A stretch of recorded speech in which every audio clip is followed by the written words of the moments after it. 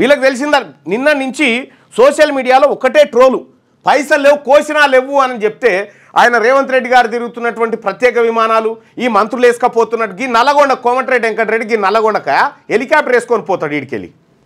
ఎటువైనా హెలికాప్టరా గీ నల్లగొండకు పోయేతానుకో. ఆడ Yellandu MLA quorum కనుక కాదు ఇదివరకు ఉన్నటువంటి ఆయన 5 సార్లు ఎమ్మెల్యేగా గుమ్మడి నర్సే సైకిల్ మీద వచ్చిండాయా. ఆర్టీసీ బస్సులలో రాసి ఉంటుంది దానికి ఎంపీ ఎమ్మెల్యే ఎమ్మెల్సీ అని రాసి ఉంటుంది. అట్లా బస్సులలో మీరు హెలికాప్టర్ ఎందుక మింగమెత్తుకులేదు మీసాలకు సంపంగా ఉన్నట్టుగా హెలికాప్టర్లు వేసుకొని పోవడం ఎందుకు? కోసినా పైసలు లేని కాడ ఈ అందాల పోటీలేంది, దానికో 200-300 కోట్ల ఖర్చు ఏంది? అందుకోసమే రాష్ట్ర ప్రభుత్వం దివాలా తీసింది.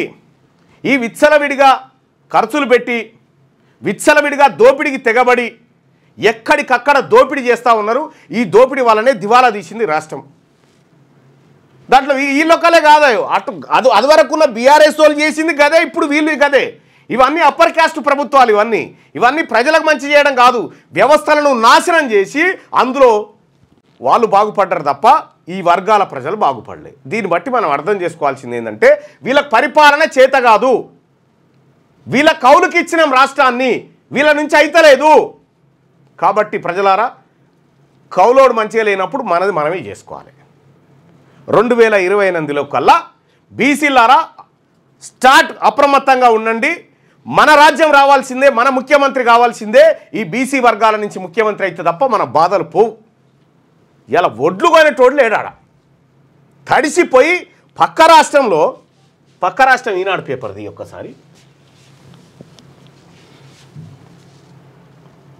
పక్క రాష్ట్రంలో ఉన్నటువంటి ఈనాడు పేపర్ని చూద్దాం.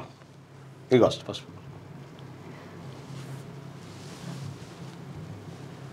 అదంతెందుకన్నా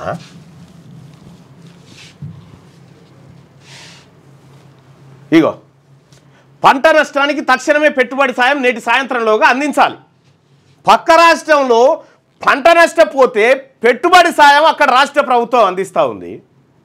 ఇక్కడ పంట నష్టపోయింది, ఎంత నష్టపోయింది కనీసం పోయి ఒక మంత్రి అయ్యో ఎట్లాగమైందిరా అని ఒక రైతును పట్టుకొని బాధ ఇన్నోడు లేడు, ఒక రైతు కన్నీటి బాధ ఇన్నోడు లేడు.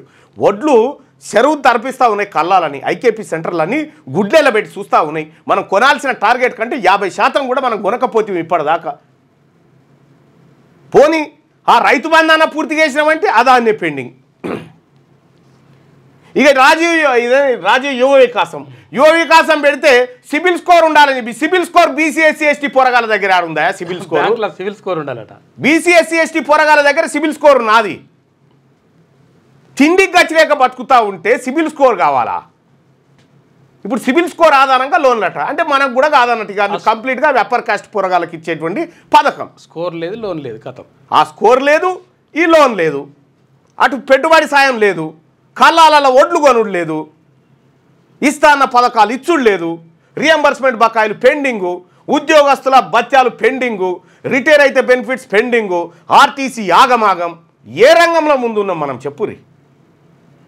ఏ రంగం? ఇవి చెప్పేతానుకేనా ఒక ముఖ్యమంత్రి గారు గద్దె మీదకి ఎక్కి మా తాన ఏమీ లేవని శైలు లేవట్టుడేనా?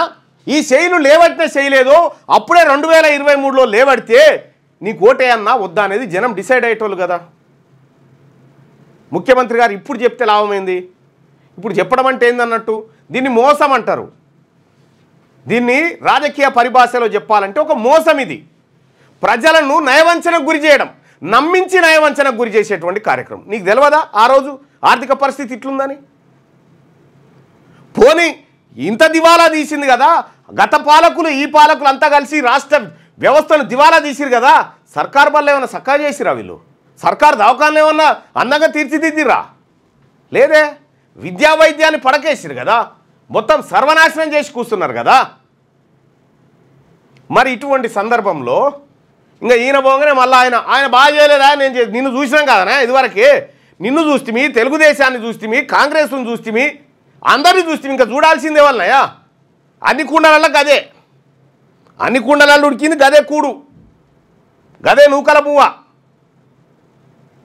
వాళ్ళు మాత్రం బాస్మతి బియ్యం తిని బతుకుతా ఉన్నారు.